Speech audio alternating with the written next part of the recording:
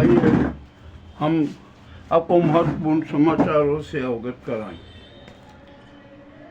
इस देश में बहुआयामी अराजकता विद्यमान है, उसकी समाप्ति भी जरूरी है, किंतु राष्ट्रपति महोदया नाजी गैंग के हाथों की कठपुतली बनकर देश की स्थिति पर धरातल बनी हुई है।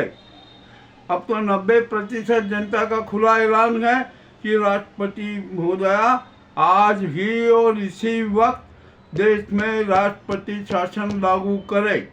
यह जनता का उद्घोष है, जनता का जनादेश है, इसका पालन करना बिल्कुल अनिवार्य है। चलिए आइए, अब यहाँ गुजराती गैंग के सारे षड्यंत्र नाकाम हो रहे हैं। अब तो जनता है ना, उनके खिलाफ पूरी हो गई है। जनता भी कह रही है कि ये वोट चोर लोग हैं, देश के हत्यारे लोग हैं, संविधान के हत्यारे, विधान के हत्यारे हैं, मानवीय मूल्यों के हत्यारे हैं, प्रजातंत्र के हत्यारे हैं। इनका अब सर्वनाश होना जरूरी है। ये सनातन धर्म के भी हत्यारे हैं। अब तो मामला अति रोचक हो गया है। अब देखते हैं कि क्या होता है। ये शातिर दरिंदे और शिकारियों का अंत नज़दीक, अब इनका अंतिम संस्कार होना तय है। ये गुजराती गैंग है ना, इनके सारे पाप कुंभ फूट चुके हैं। अब ये बिल्कुल बेचैन हो गए हैं और इनको जो वोट चोरी का और ये सारा नाटक हुआ ना, इससे तो इनकी पोल खुल गई। अब इन्होंने एक नया षड्यंत्र रचा। उन्होंने कहा कि अरे भैया चलो, ये कांग्रेस ने जो अराजकता फैला दी है ना, ये आरोप लगा रहे हैं। अरे मताधिकार की मांग करना अराजकता फैलाना होती है क्या? राष्ट्रद्रोह होता है, जनद्रोह होता है? इस बात से बड़ी बेचैन है और इसी को आधार बनाकर वे कांग्रेस की मान्यता रद्द करवाने के नाटक रच रहे हैं। कांग्रेस की मान्यता रद्द नहीं होगी। हम एक बात बहुत स्पष्ट बता दें कि वोट चोरी के अपराध में, देश में अराजकता फैलाने के अपराध में, संविधान की हत्या करने के अपराध में कांग्रेस की नहीं, भाजपा की मान्यता रद्द होगी। ये भी आप ये गुजराती गैंग स्पष्ट सुन ले, ये जनादेश है, जनादेश 90% जनता का। अब आइए, अभी यहाँ पर अब जनता एक नई मांग करने लगी कि मोदी, अमित शाह, गुजराती गैंग के इनको गिरफ्तार करो और गिरफ्तार कर रिमांड लो और रिमांड में इनका थर्ड डिग्री का प्रयोग करो। इनको 18-20 घंटे के लिए इनको हेलीकॉप्टर बनाओ। ये सारे अपराध कबूल लेंगे और जब ये सारे अपराध कबूल लें तो इनको हथकड़ियाँ डालकर पूरे देश में घुमाया जाए। ये 90% जनता की आवाज़ आ गई। उठ रही है जनता। अब चुनाव आयोग का तो पूरा खेल ही खत्म हो गया। भाजपा के, केरल के भाजपा के उपाध्यक्ष हैं, उन्होंने कहा कि हाँ हम तो वोट चोरी करते हैं। वोट चोरी की जाती है। हम कश्मीर के अन्य क्षेत्रों से लोगों को यहाँ पर लाकर बसा देते हैं और 6 महीने के बाद उनका वोटर आईडी भी बना देते हैं, उनके खाने पीने की व्यवस्था भी करते हैं। त्रिशूर में भी ऐसा होने की बात थी, परंतु उन्होंने एक भाजपा के लिए साफ कारण रखा कि त्रिशूर में ऐसा फर्जी मतदान नहीं होने पाया कि तुम फर्जी मतदान करवाते और करवाते रहेंगे। ये भी उन्होंने घोषणा कर दी। वाह, कितनी अच्छी बात है। तो इसी आधार पर तो भाजपा की मान्यता रद्द होना चाहिए। मैं आपको याद दिला दूं, हरियाणा के चुनाव परिणाम आने के पूर्व जो भी मुख्यमंत्री बने ना, पर्ची वाले, उन्होंने स्पष्ट कह दिया था कि हमने हमारी जीत के सारे प्रबंध कर लिए हैं। ये बात भी याद रखी जाए। अब मामला बड़ा विचित्र हो रहा। अब क्या होगा, क्या नहीं होगा, कैसे क्या करें। और एक सबसे मजेदार बात, 15 अगस्त को लाल किले की प्राचीर से मोदी जी ने एक बहुत बड़ी घोषणा कर दी। उन्होंने संघ के सामने आत्मसमर्पण तो किया और उस पर मक्खनों की खूब वर्षा भी कर दी, किंतु सब बेकार गई। और मोदी जी ने क्या कह दिया पता है? लाल किले की प्राचीर से कि ये संघ है ना, बहुत बड़ा NGO। अरे एनजीओ का मतलब क्या, इसका पंजीयन कहाँ है ये तो बताओ, पंजीयन नंबर क्या है ये तो बताओ। कोई पंजीयन नंबर नहीं है, ये भी उन्होंने कर दी। और उन्होंने तो और संघ की इज्जत पर हाथ डाल दी। अब संघ भी बड़े बेचैन, संघी भी बेचैन कि अरे ये मोदी ने कैसे बोल दिया, लाल किले की पार्टी से इतना झूठ क्यों बोला। ये भी मामला बड़ा रोचक हुआ है। और दूसरी एक बात, मोहन भागवत ने कभी कोई ये बयान नहीं दिया कि हम मोदी को मजबूर करना चाहते, कमजोर नहीं करना चाहते। यह मोहन भागवत ने कहीं पर भी बयान नहीं दिया, किंतु इनके आईटी सेल ने ऐसा फर्जी बयान चलाया, फेक न्यूज चलाई। मैंने खुद ने मोहन भागवत जी को सचेत किया कि ऐसी न्यूज चल रही है, आप इसको ज़रा देखिए, मामले को गंभीरता से देखिए। मगर अब देखते हैं क्या होता है क्या नहीं होता है। अभी यहाँ बहुत सारे नाटक चल रहे। अब यहाँ पर जो अभी उपराष्ट्रपति पद के प्रत्याशी रेड्डी जी हैं ना, उनके खिलाफ अमित शाह ने एक बड़ा मोर्चा खोल दिया कि अरे ये तो नक्सलियों के सहयोगी हैं। अरे वाह भाई, क्या बात कर दी आपने। जो सलवा जुलम के मामले को लेकर इन्हीं रेड्डी जी ने कहा था कि आप अपनी सेना भेजिए, सेना को तैनात कीजिए, और आप इन जो बेरोजगार युवक हैं ना, जो युवा यहाँ पर हैं, उनको आप नक्सलियों से लड़वाना चाहते हैं, उनको हथियार देना चाहते हैं, ये उचित नहीं है। आप सेना को भेजिए और नक्सलवाद को समाप्त कीजिए। खुद रेड्डी जी ने बयान दिया कि ये युवा है ना, राष्ट्र की युवा शक्ति है, ये ऐसे इनकी मौत अच्छी नहीं होती। सेना है, सेना लड़ेगी, सेना नक्सलियों से निपटेगी, ये बयान दिया था। और जब अमित शाह ने कह दिया ना कि अरे नक्सली समर्थक में कहाँ है नक्सली समर्थक, अरे ये तो छत्तीसगढ़ के और के युवाओं के, आंध्र के युवाओं के संरक्षक थे। आपने कैसे कह दिया कि ये नक्सलियों के समर्थक है, और इस बयान से मोदी और हुए। और दूसरी एक बात और हो गई है कि नायडू भी है ना, अब इनके खिलाफ मैदान में आ गए। अब नायडू ने मोदी को झटका दे दिया कि हम राष्ट्रपति उपराष्ट्रपति चुनाव में एनडीए के साथ नहीं है। इससे भी बेचैनी खड़ी हो गई और अब एक नया नाटक चालू किया। ये नायडू को धमकाने लगे कि आप जमानत पर हो, आपको हम गिरफ्तार करवा देंगे, 30-35 दिन जेल में रख देंगे फिर से, और आपसे कह देंगे कि अब आप मुख्यमंत्री नहीं रहे। परंतु नायडू अब घबराने वाले नहीं, उन्होंने स्पष्ट कह दिया कि अब ये कुछ भी नहीं हो सकता। अब जनता है ना, सब जान चुकी है।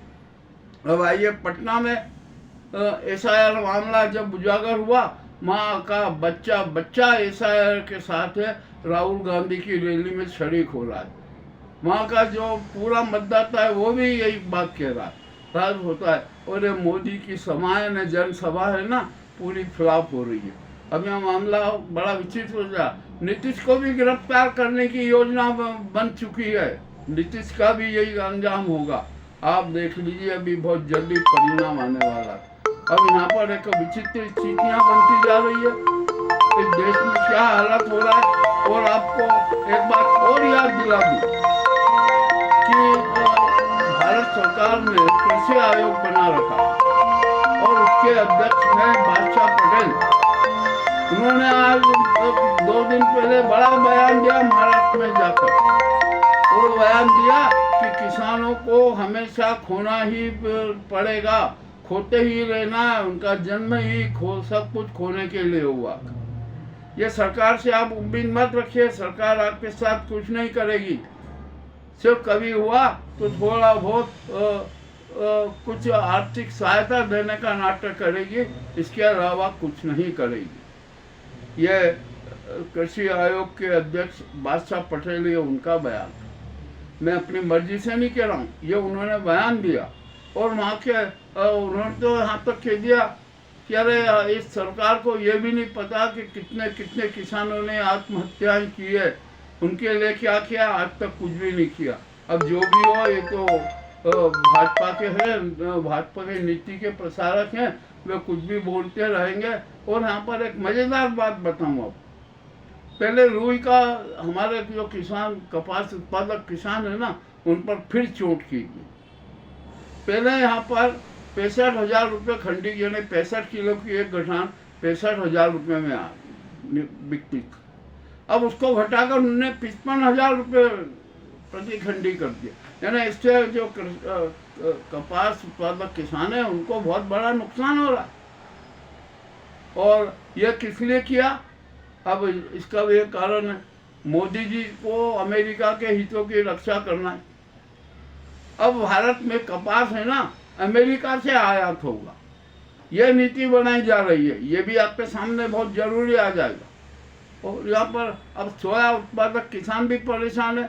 एक तो उनको यहाँ पर खाद और बीज उपलब्ध नहीं हो रहा है, न शुद्ध और कीटनाशक मिल रहा है, और फसलें रोगीले होती जा रहा है, और भाव भी अब कम हो।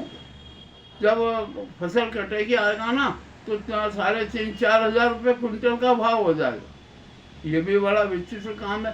तो यानी जो बादशाह पटेल ने जो कहा ना, उन्होंने सही कहा कि अब ये किसानों को तो हमेशा खोते ही रहना है, इसी तरीके से ही जीवन यापन करना है। तो अब जो कृषि को है ना लाभदायक उद्योग कैसे बनाया जाए, इस मामले में गंभीरता से सोचना पड़ेगा। अब तो किसानों को भी सोचना पड़ेगा, वरना पर कुछ थोड़े हमारे किसानों की भी गलती है। बड़े बड़े किसान तो बड़े फायदे में, किंतु सीमांत किसान, लघु किसान और से जो छोटे छोटे मध्यम श्रेणी के किसान है ना, वे बहुत परेशान है। उनके लिए बड़ी एक समस्या खड़ी हो गई।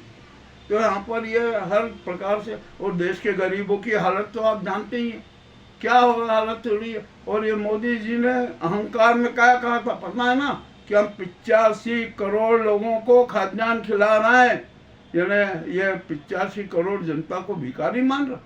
अरे देश की जनता 147 करोड़ जनता मुल्क के मालिक है। आप नौकर हो, नौकर। आप यहाँ के जो टैक्स के दम पर ही आप अपनी अय्याशी कर रहे हो, विलासी जीवन बिता रहे हो, आप विदेश यात्राएं कर रहे हो। ये जनता के धन से हो रहा है, जन कोष से हो रहा है। ये आप कोई कुछ नहीं दे रहे हैं। ये भी आपका अहंकार है, ये भूल है, बहुत बड़ी भूल है। ये अब चलेगी नहीं। अब इस देश में तो एक बड़ा विचित्र बदलाव आएगा। अब तो 90% जनता सड़कों पर उतरेगी, क्रांति करेगी, जन क्रांति होगी। ये भी आप अब निश्चित कर लीजिए। और अब एक बात और बता दूं, जैसे सीएम रेखा को पिटाई हुई ना, ऐसे वो तो वहाँ उसमें पिटाई हुई, किंतु अब तो जनता सड़कों पर इन नेताओं को पीटेगी, मारेगी, घेरेगी। ये भी आज मैं घोषणा कर रहा हूँ। अब देश में बहुत बड़ी क्रांति आने वाली, और ये क्रांति का है ना शंखनाद हो चुका है, और अब तो सामने नजर आ रहा। अब आइए, अब मैं मोहन भागवत जी से भी एक अनुरोध कर दूं कि मोहन भागवत जी, आप गुजराती गैंग के चुंगल में मत आ जाइए। आप भ्रमित मत हो जाना। आपको किस तरह से बदनाम करना है ये भी हम जानते हैं, और हम तो खुला रहस्य उजागर कर देते हैं, सच सबके सामने रख देते हैं। अब आपको किसी भी तरीके से दबाव में लाने के भी ये पहल होगी और नाटक होंगे। और आप भी 11 सितंबर को तो पद छोड़ ही देंगे। आप अपना उत्तराधिकारी का भी चयन कर रहे हैं। आपने जो पहले किसी को चुना था ना, वो तो नाजी गैंग का एक दल्ला ही निकला, कोई उसमें कहने की बात नहीं है। और अब आपने जो शेषाद्री जी का नाम प्रस्तावित किया है ना, वो बहुत अच्छा नाम है। आप को हम ज़्यादा क्या कहें, आप बहुत विद्वान हैं। हम तो आपके चरणों की धूल के अनुकरण के बराबर भी नहीं है, मगर फिर भी अब इतनी बात कहने की हिम्मत इसलिए रखते हैं क्योंकि हम सच सबके सामने रखते हैं और बिना भूमिका के रख देते हैं। अब आपको सोचना है कि क्या करना है, क्या नहीं करना है। और इस अहंकारी गुजराती नाजी गैंग का अंतिम संस्कार करना 90% जनता का लक्ष्य है। आप 90% जनता के साथ खड़े हो जाइए। यही सबकी इच्छा है, सबकी भावना है। मुझे पूर्ण विश्वास है कि आप जन भावनाओं के अनुरूप आप जनता के बीच में खड़े नजर आएंगे। अब ये सारी इतनी कड़ी कड़ी बातें मैंने की है ना, निश्चय बहुत लोगों को बुरा लगेगा, लोग गालियाँ देंगे। अरे देते रहो भाई, हम तो सच सबके सामने रखते हैं। सच सबके सामने रखना हमारा कर्तव्य है, दायित्व है।